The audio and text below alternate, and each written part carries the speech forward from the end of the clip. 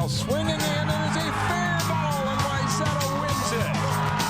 Champlin Park back to state for the third straight year.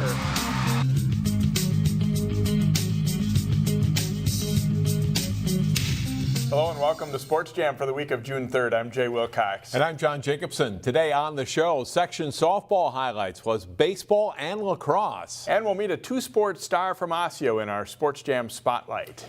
Up first, action from section track and field meets. Athletes in section 5AA compete at the same site as this week's state meet. We had some strong showings from local athletes. Hamilton University, the site for the 5AA meet. In orange, in the girls 100-meter hurdles, it's Kelsey Seelock of Osseo pulling away to win in 14.62 seconds. Seelock later won the 300 hurdle race. Boys 110-meter hurdles, also in orange, and from Osseo, it's Collins Makua. He finishes second in 14.63 seconds to qualify for state.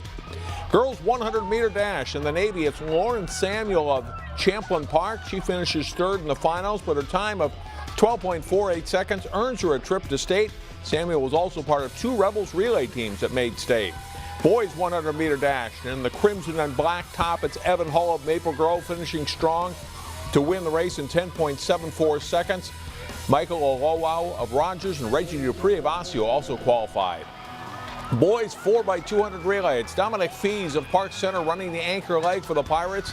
He can't catch Blaine, but PC finishes second in 1 minute 30.21 seconds. They're heading to state.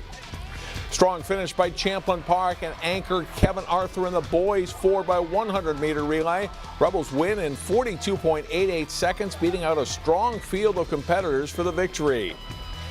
Champlin Park's Edmund Oconsi was part of that Rebels relay and also won the long jump and the triple jump. His best leap in the long jump, 22 feet 11 inches. Here's what some of our local state qualifiers had to say. It didn't really hit me until today once I was getting in the blocks. I was like, wow, this is my last time here. I just got to make the most of it, and I did, and I'm just so happy and so thankful. It's definitely special. It's what you've been working for all 4 years, so definitely your senior year, you're wanting to finish strong and make it to state, and all your events are at least your main open event. The 100 meter is one of my favorite races at heart, and it's been a privilege and an honor, really. I feel that we just did a really good job overall. Everybody did their parts. I mean, we prepared and practiced for it all year, so I'm just happy that we were able to come in second. It's mainly our handoffs. We worked on it all season, and now we got it. Perfect, everything good. We're so excited right now. And here's a look at the team scores. STMA wins the girls meet, edging Blaine by 5.5 points. Champlin Park is in 5th. They're the top local team. Osseo 7th, Maple Grove 8th, Rogers 9th, and Park Center 10th. On the boys' side, Mounds View is the winner with Blaine 2nd. Champlin Park is 3rd. Maple Grove, Osseo, and Park Center are 5, 6, and 7. One day earlier, the Section 6AA meet also featured some great performances from local runners and field event athletes. This one at Orono High School in the girls 4x800, the Wayzata team of Keely Maas, Samantha Corning, Amelia Arnone, and Anna Bartels take first place. The boys 4x800 is a win for the Trojans team of Luke Maley, Zach Miller, Cameron Arkestein, and Patrick Leonard with the anchor leg. To the field events, in the boys discus, Hopkins Jakob Ekwe wins big with a top throw of 166.4. To the boys high jump, Wayzata's Nicholas Hedlund clears 6'6" here, and he wins the 6AA title. Back to the track, the boys 4x200 relay, Hopkins Jalen Champion, Wyatt Lubarski, Sam Learbig, and Joe Fonbala take first with a time of 1:26.79. The boys 1600 also goes to Hopkins. Eli Haft is first. Wayzata's Shayib Hussein places second. In the girls 800-meter run, Wayzata's Emma Atkinson follows up her win in the 1600 with another victory. Her time is 2:16.06. And in the boys 200, Fonbala wins his third race of the day, beating out Dante White of Wayzata. We talked to section champions Atkinson and Fonbala about how they're feeling with the state meet approaching. I kind of had a slow start to the beginning of the season, but everything's kind of coming together now, and that's really the most important part for me, is to have a good end of the season and not burn out. So it makes it a lot more fun, and there's a lot to look forward to. So I'm really happy with how it's going. It's all business. when I'm warming up for a race, it's all business. I might say a high here, high there, but when I'm in those blocks, it's all business. Like, it's life or death, you know? And so after I run, I'm like, I know I could do better, because you always strive for the best. So coming off the line and like mad, I would say, is like I expect the most out of myself. The Wayzata girls beat Minnetonka by 10 points for the team title, with Edina 3rd and Eden Prairie 4th. Hopkins is 5th, Armstrong 8th, and Benilde 10th. As in the state true team meet, it's Hopkins beating out Wayzata for the top spot in 6AA, finishing 13 points in front of the Trojans. Armstrong is 7th, Benilde 9th, and Cooper 12th. Also, the Providence Academy boys team won the Section 4A meet. The state meet is this Friday and Saturday at Hamlin. Prep golfers in Section 5-3A teed it up last week as they made bids for next week's state tournament. Maple Grove, one of 4 boys teams to qualify for day 2 of the 36-hole Section 5 tournament. Crimson's Peyton Miller here on Bunker Hills East number 5 finishes in 7th place. Josh Galvin of the Crimson chips to within inches on the par 5 6th hole. Galvin pars the hole and finishes in a tie for first place with rounds of 73 and 72. Maple Grove's Nate Adams, following a great tee shot, rolls in a short putt for birdie on Bunker Hills East course number 3. Adams finishes 3rd overall with a 36-hole score of 146 as Maple Grove repeats as section champion. A few local individuals also made day 2 of the event. Champlin Park's Noah Visner almost holes his bunker shot on number 8. He pars the hole but misses out by 2 shots on qualifying for a spot in the state tournament. The Crimson boys finished with a team score of 596, 14 shots ahead of Spring Lake Park. Galvin ties with Jake Birdwell of Spring Lake Park for medalist honors. The state golf tournament for all 3 classes next Tuesday and Wednesday. The Section 5-3A girls tournament featured a number of golfers from our area contending for trips to state. This is Osseo's Ellen Solom teeing off at the links at North Fork. She records a pair of 81s to finish 7th and qualify for state. Maple Grove's Lauren Contreras makes the short par putt on number 7 and shoots a 78 for a 2-day total of 158 to tie for 3rd and qualify for state. Layla Franklin of Park Center lines up the par putt and nails it on the 9th hole. She shoots a second round 77 and ties for 5th, and she's headed to state. Catherine Van Aragon of Blaine, showing why she's one of the state's best, rolling home the birdie putt on 9. She shoots a 73 to follow a first round 71, wins by 12 shots. 3 players tie at 170 for the final state qualifying spot, and Osseo's Savannah Dickey here just missing a putt on the 11th hole, but she wins the playoff to claim the last spot at state. Roseville wins the team title by 56 shots ahead of runner-up Osseo. The Orioles finish 6 strokes ahead of Maple Grove. An up-and-down regular season hasn't stopped the Champlin Park baseball team from playing well in the Section 5-4A tournament. Rebels face Mounds View in the winner's bracket final at CHS Field. Mustangs don't waste any time. Bottom of the first, Robert Hogan's base hit scores Sean Goldman, and it's 1-0. Then it's Ian Bond with the hit to plate Hogan and John Solfest for a 3-0 Mounds View lead. Bottom of the third, Will Rogers powers a fly ball to the warning track to score Solfest. Rogers gets a triple and scores on a sacrifice fly for a 7-0 Mustangs lead. Mounds View starter Brett Bateman keeps the Rebels guessing all night. Strikeout here wraps up a 1-2-3 4th inning. And the Mustangs keep the baseball flying in the 5th. Hogan leads off with a home run for his 3rd RBI of the game for an 8-0 lead. Mounds View wins 9-0, dropping Champlin Park into the losers bracket. Osseo and Tutino Grace won Friday to stay alive into Monday. And 5th seed Maple Grove is making a nice charge through the losers bracket in Section 8-4A. Crimson lost their first game but have won 3 straight since. Saturday they beat Moorhead and St. Michael Albertville. The Crimson face Buffalo Tuesday with the winner advancing to the final round against Rogers. Tough loss there for the Rebels after they had a great come-from-behind victory the round before against Tutino Grace. Yeah, the good news, I guess, we're guaranteed to have a local team taking on Mounds View with Osseo, Grace, and Champlin Park still battling for that last spot in the section final. Next up on Sports Jam, highlights from the Maple Grove Champlin Park section softball final, plus lacrosse and adapted softball. Welcome back to Sports Jam. The area's top 2 softball teams met up for a section title. That's right. It was Maple Grove and Champlin Park meeting for the Section 5 4A championship last week. Bottom of the third inning, and the Crimson's Jade Tomashek singles up the middle. Mavis Sachs comes in to score the game's first run. Maple Grove leads 1-0 after 3. Rebels load the bases in the top of the fifth with 2 outs. Emma Berge hits one well, but it's right at the right fielder, Kate Kapsner, who catches it for the third out, ending the threat. Tomashek delivers the game's big blow in the home half of the fifth inning. This drive to deep left field gets to the fence. Bryn Pallinge and Dorothy Dewick score. Tomashek doubles, and Maple Grove has a 3-0 lead. And pitcher Ava Dewick makes that hold up, throwing a shutout as the Crimson advance to the state tournament for the 8th time in school history. They win it over Champlin Park, 3-0.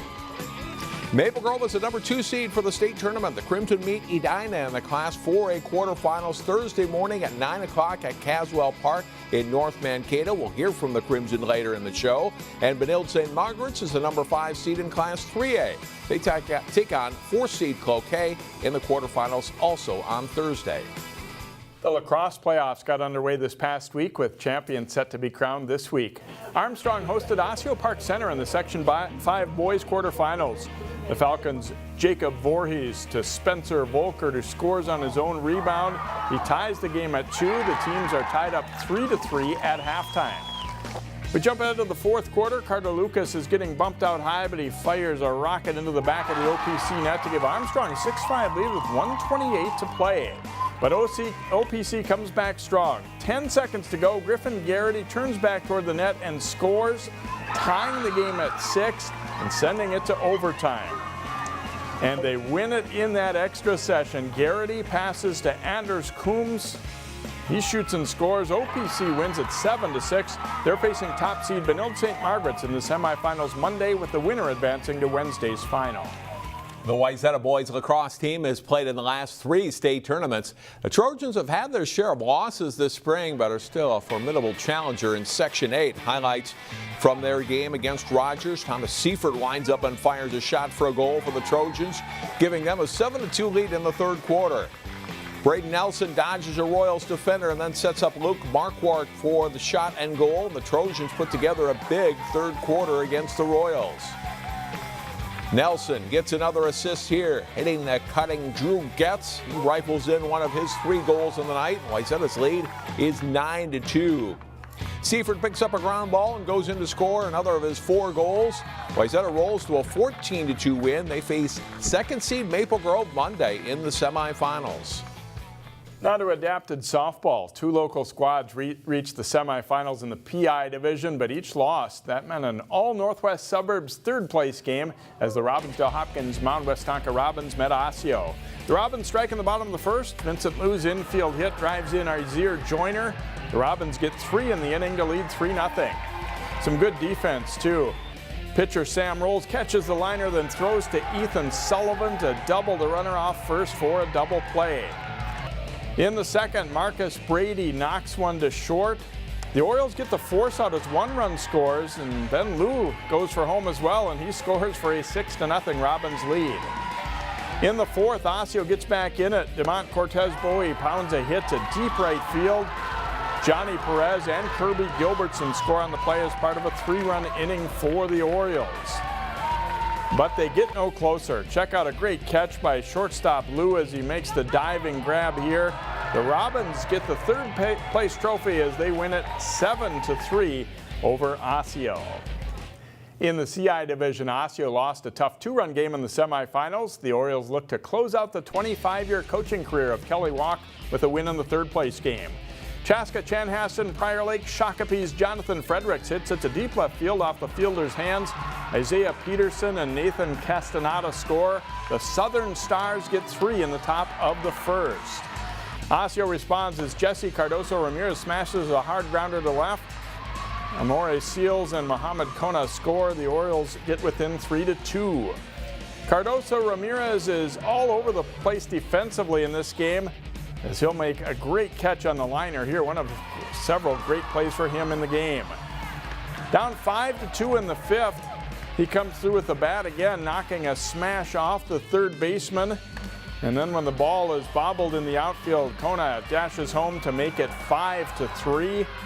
Osseo pulls within 5-4 in the 7th, but it's the Southern Stars holding on for a 5-4 win as Osseo takes 4th place. And congratulations to Kelly Walk on her retirement, a great career in their program. Yeah, no doubt. It impacted a lot of kids over those last 25 years. Next up in our Sports Jam Spotlight, an Osseo 2 sports standout just wrapped up her high school golf career. As seniors graduate at local high schools, athletic careers are coming to a close for some longtime varsity performers. In this week's Sports Jam Spotlight, we meet Osseo 2 sports standout Kate Achenbach. She's had long and strong careers in 2 high school sports that are pretty different. Osseo senior Kate Achenbach's a 5-year all-conference pick in golf and excelled for 4 varsity seasons on the volleyball court. Honestly, they're pretty even. Like, I'll be going to college for volleyball, but I see golf as a lifelong sport.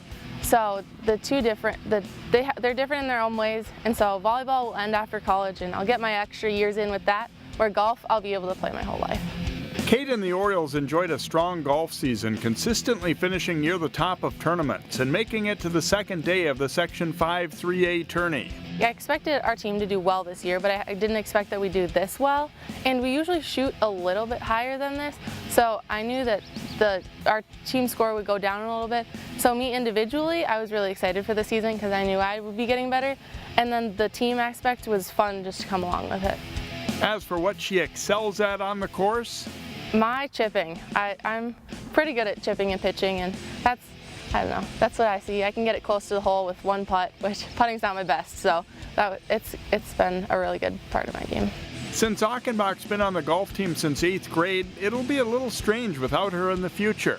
Tough to believe she's a senior. I mean, she's been around for, many years here, and just you're not going to meet a better kid. And obviously she's a great golfer, but I mean, just a solid, great all-around kid. Osseo's had pretty solid volleyball teams during Kate's tenure, and she has some special memories. Playing Maple Grove was always one of my favorite matches, and then we've always gotten to that semifinals, and those are probably my favorite matches because there's so much competition on both sides. Like this year we played Wayzata, we went to 5 sets. Here's Achenbach with a big swing for Osseo. And that was just seeing how everyone's emotions were pulled out and how well we played towards the end of that match was probably the highlight of my career. The contrast between the atmosphere at her 2 sports is something Achenbach enjoys, including rabid crowds at section volleyball matches. It makes it so much more fun because then you have so much energy on your side. Like they want you to win, which helps push you to want to win, and it's so much fun. Honestly, for golf, I would rather have it dead silent. Like the birds chirping is perfect because then I know that people aren't usually watching me unless it's the other people I'm playing with.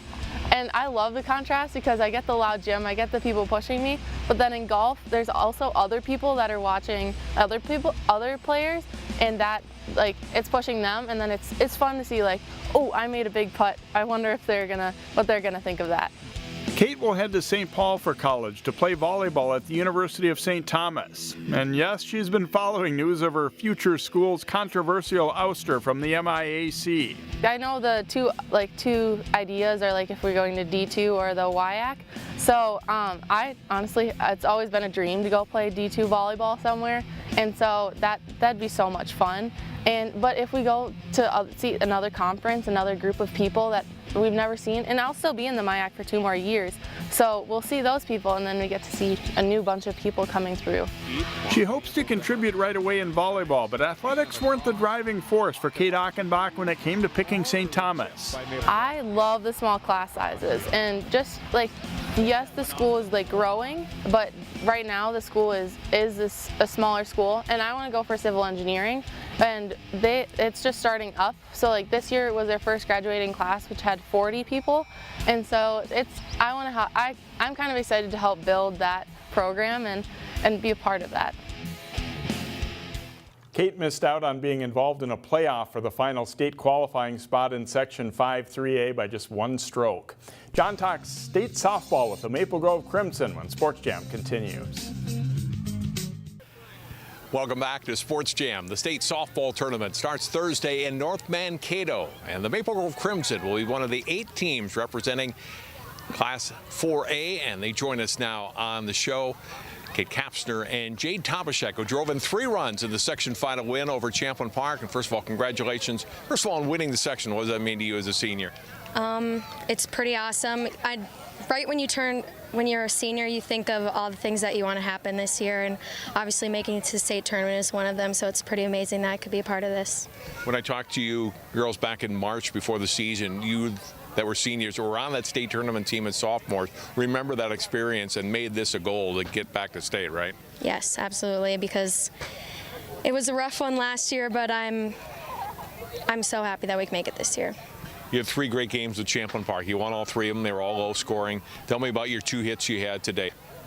It was awesome. I'm thankful that I could show up for my team today, but if they didn't have picked me up in the last 2 games, I don't know where we'd be today. State tournament now this week. Tell me about what it takes to win. I know that's a goal for you guys to not only get there, which you've done now, but now to win it. We just need to play our game, not let the pressure get to us, and I think that's the way we're going to do it. Congratulations on this win and good luck at state. Thank you. Kate Kapsner played right field, made a big catch in the game as well, and Champlin Park was threatening to tie it.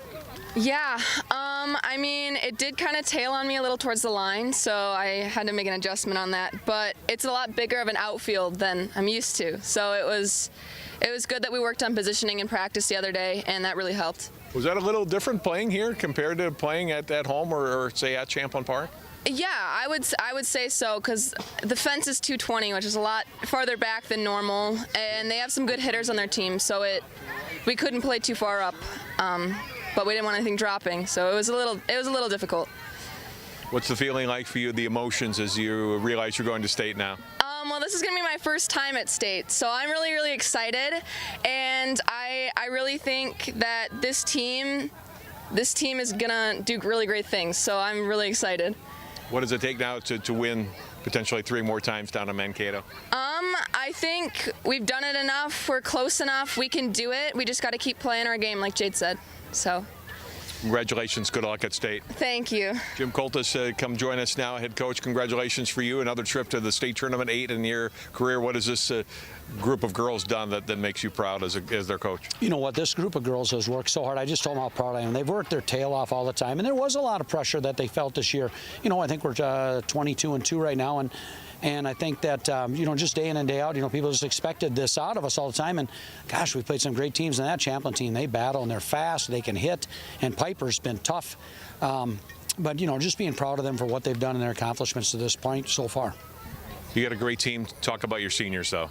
Awesome seniors. The leadership these kids have put forth and everything. We have seniors who start, seniors who don't start, but you wouldn't know the difference of any of them. They are all involved in what we're trying to do every day. They sit in there try to help the younger kids in positioning. You heard Kate talk about a little bit in that. We worked on it yesterday, and Jade was a huge part of how we set our outfield today, just with what her knowledge is from second base and how we want to set things up. Good luck at the state tournament. I really appreciate it, John. Thank you. Maple Grove Crimson on to the state tournament that starts Thursday, continues Friday at Caswell Park in North Mankato. We'll come back and wrap up Sports Jam right after this. Don't forget to vote for our Play of the Week. This week's 4 plays are up on our website now at ccxmedia.org. Go to the CCX Sports Play of the Week under the Sports tab and vote for your favorite. We'll announce the winner on the June 10th edition of Sports Jam. And here's last week's winner. Josie Johnson's goal for the Champlin Park girls lacrosse team against Elk River Zimmerman earns the top spot with more than 250 votes. And that will do it for this week's show. We'll see you next week. We'll have highlights from state track and field, softball, and tennis, plus much more. See you then.